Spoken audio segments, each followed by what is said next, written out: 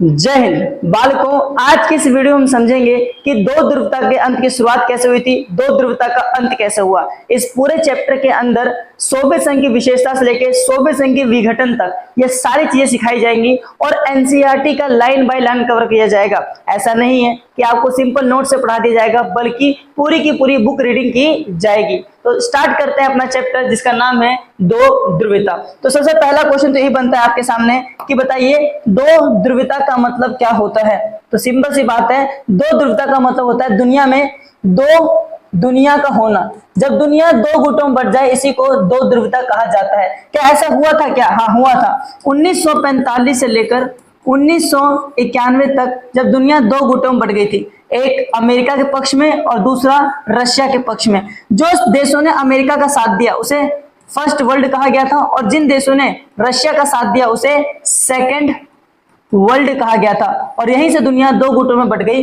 जिसे दो ध्रुवता कहा जाता है। और आज के इस चैप्टर में इस दो ध्रुवता में से किसी एक देश का क्या हो जाएगा? अंत हो जाएगा। इस चैप्टर का नाम क्या है? दो ध्रुवता का अंत।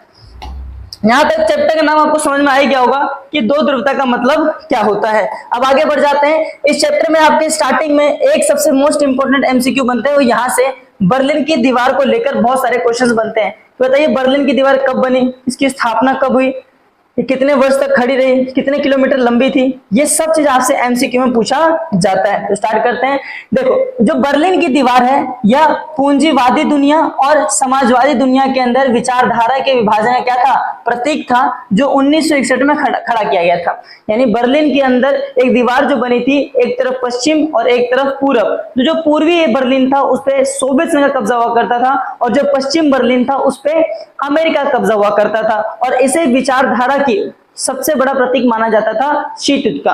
आगे बढ़ते हैं। तो क्वेश्चन एक बनेगा कि बर्लिन की दीवार कब खड़ी थी? तो बर्लिन की दीवार 1961 में। ये जो देख रहे हो बॉल, यही है बर्लिन की दीवार, पूरी यहां से लेकर वहां तक खड़ी थी 1961 में। दूसरा, ये लगभग अपने 28 वर्षों तक क्या रही थी? खड़ी रही थी। और आखिरकार जनता ने जाके आगे जाके 9 नवंबर 1989 में, कब? 9 नवंबर 1989 में जाकर जनता इसे तोड़ देती है और लोग जो होते हैं दीवारों में छोटे सा छेद कर देते हैं और आगे जाकर मुक्त आवागमन की संभावना बनती है और ये अलग होने की मांग कर देते हैं। और 9 नवंबर 1989 में बर्लिन की दीवार टूट जाती है। और 1990 में जर्मनी का एकीकरण हो जाता है, जर्मनी एक हो जाता है 1990 में। तो यहां तक समझ में आ गया बर्लिन की दीवार से कौन कौन से क्वेश्चन बन सकते हैं। तो पूछेगा आपसे कि बता बर्लिन की दीवार कब बनी थी, कितने साल खड़ी रही, कितना कब टूट गया था और किसका विभाजन का प्रतीक था। आगे बढ़ जाते हैं। सबसे मोस्ट इंपोर्टेंट टॉपिक और जो पेपर में आपका कईयों बार आया है वो है 2 नंबर का आता ही आता है कि what is Soviet system, Soviet प्रणाली क्या थी। तो मैं आपको सोवियत प्रणाली के बारे में अच्छे से बताने से पहले एक व्यक्ति से इंट्रोडक्शन करा देता हूं जिसका नाम आप अच्छे से जानते हो। गौर से देखिए इस शकल को, ये कोई आम इंसान नहीं है। इस आदमी का नाम है व्लादिमीर लेनिन। जो आप आगे के पढ़ोगे ना कि सोवियत प्रणाली क्या है, सोवियत संघ की स्थापना कैसे हुई, सोवियत संघ में किस तरीके से देश शामिल हुए, उन सभी में सबसे बड़ा योगदान किसी का था? तो इस पर्सन का, जिसका नाम क्या है? Vladimir Lenin. पहले ये समझते हैं सोवियत प्रणाली क्या था, तो हमें यह बहुत आसानी से समझ में आ जाएगा कि व्लादिमीर लेनिन ने आखिर किया क्या था। तो सोवियत प्रणाली क्या था?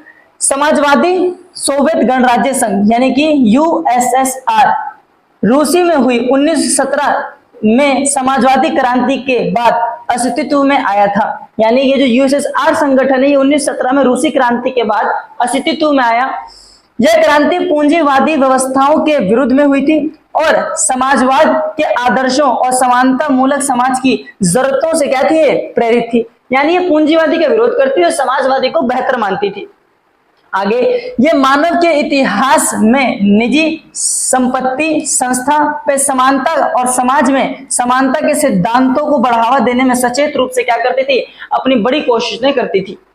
ऐसे करने में सोवियत प्रणाली के निर्माताओं ने राज्यों और पार्टी की संस्था की प्राथमिकता को महत्व दिया। ये लाइन इंपॉर्टेंट है क्योंकि जब ये सिद्धांत सचेत हो रहा था तो उस समय सोवियत प्रणाली के अंदर जितने भी इसके निर्माता थे जिन्होंने यूएसएसआर की स्थापना की थी, उन्होंने राज्य में पार्टी की संस्था और प्राथमिकता को काफी क्या दिया था? महत्व दिया था।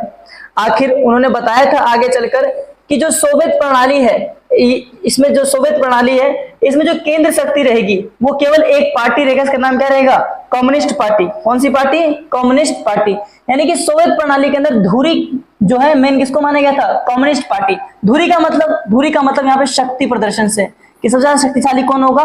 कम्युनिस्ट पार्टी रहेगा। इसमें किसी भी अन्य राजनीतिक दल या विपक्ष की कोई भी जगह नहीं रहेगी। योजनाबद्ध और राज्य के नियंत्रण में रहेगा। दूसरे विश्व युद्ध के बाद पूर्वी यूरोप देश सोवियत संघ के अंकुश में आ गए। सोवियत सेना ने इन्हें फ्रांसीसीवादी ताकतों के चुंगल से मुक्त कराया था।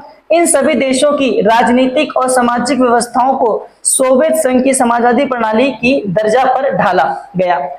इन्हें दूसरी दुनिया कहा गया। इन्हें क्या कहा गया था? आगे चल के इन्हें आगे चलकर कहा गया था दूसरी दुनिया, यानी कि सेकेंड वर्ल्ड कहा गया था। कौन सा दुनिया कहा गया था?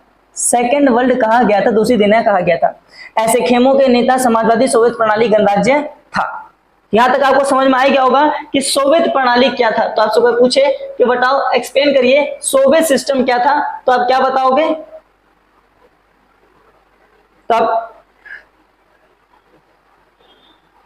तो आपसे पूछा जाएगा बताओ सोवियत प्रणाली क्या था, तो आप बताओगे दोबारा से पूरा अच्छे तरीके से कि 1917 में। कब? 1917 में। डेट्स याद रखना। 1917 में रूस के अंदर एक क्रांति होती है जिसे रूसी क्रांति या फिर समाजवादी क्रांति के नाम से जाना जाता है। इस क्रांति के अंदर एक चीज बताना भूल गए कि यहाँ के जो नेता थे, राजा का नाम था tsar Nicholas second. Tsar Nicholas द्वितीय का जनता काफी क्या करती थी? विरोध करती थी। जनता क्यों विरोध करती थी जार निकोलस का? क्योंकि जनता जार निकोलस का विरोध इसलिए करती थी क्योंकि जार निकोलस का मानना था कि दुनिया में सबसे बेहतरीन कोई अर्थव्यवस्था है तो वह पूंजीवादी अर्थव्यवस्था है। और आप जानते हैं कि दुनिया के अंदर पूंजीवादी की वजह से ही अमीर अमीर होता चल जाता है, गरीब और गरीब होता चल जाता है। तो राजाओं तो ये चाहेंगे कि टैक्स उनको ज्यादा मिले, तो इस वजह से उनको पूंजीवादी अर्थव्यवस्था काफी पसंद थी। लेकिन वहीं जो रूस के अंदर जो जनता थी उनको जो था वो समाजवादी अर्थव्यवस्था काफी पसंद था। क्योंकि समाजवादी अर्थव्यवस्था में सभी जो होते हैं राज्य के लिए एक समान होते हैं, अमीर गरीब कुछ भी नहीं होता। जहां पर पार्टी की सर्वोच्चता होती है, जहां पर किसकी सर्वोच्चता होती है? पार्टी की सर्वोच्चता होती है। और उसमें सिर्फ एक ही पार्टी था जिसके राज्य में शासन चलता था, वो है कम्युनिस्ट पार्टी। जिसके बाद इस क्रांति में जनता ने राजा को मार भगाया और एक संगठन की स्थापना की। किसकी स्थापना की? एक संगठन की स्थापना की जिसका नाम आगे चलकर पड़ जाता है USSR, full form union of Soviet socialist Republic. Hindi में बोले तो समाजवादी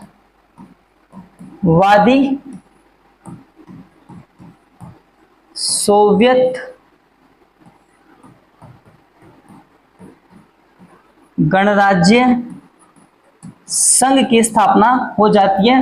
फाइनली कब होती है? तो 1924 के अंदर पूरा बनकर तैयार हो जाता है।